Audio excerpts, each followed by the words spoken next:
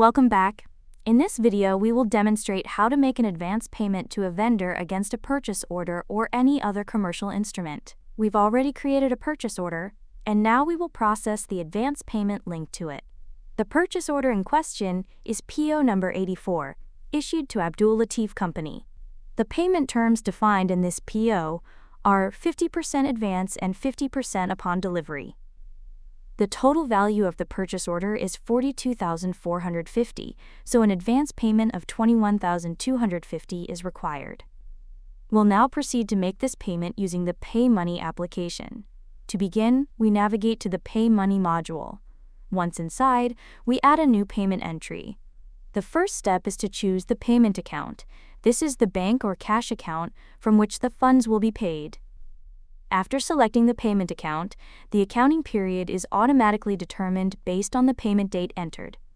The next key step is selecting the entry type. This determines how the system will interpret the transaction. Since we're making an advance payment to a vendor, we choose Subledger as the entry type. Within the Subledger, we select Vendor as the Subledger type. We can also define a cost center at this stage, though it's optional. For internal tracking, we enter a reference number, which in this case is the purchase order number, EP0828.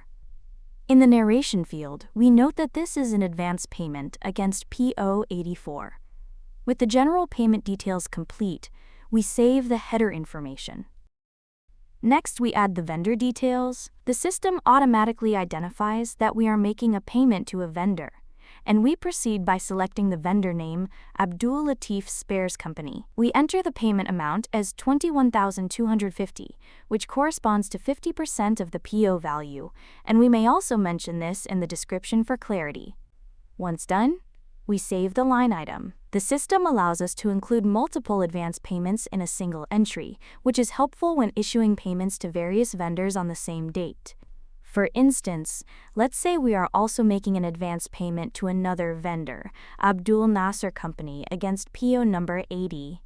We add this vendor to the same entry and specify the advance payment amount as $18,000. The reference and narration can be updated accordingly. Now that both advance payments have been entered, we post the transaction. This action generates the required ledger entries and completes the payment process. With this, we have successfully recorded advance payments to vendors against purchase orders. In the upcoming videos, we'll show how to adjust these advances against the vendor invoices as they arrive. Additionally, we'll demonstrate how to issue a debit note to a vendor if the supplied material is defective, incomplete, or not per specifications. That concludes this session. Thank you for watching.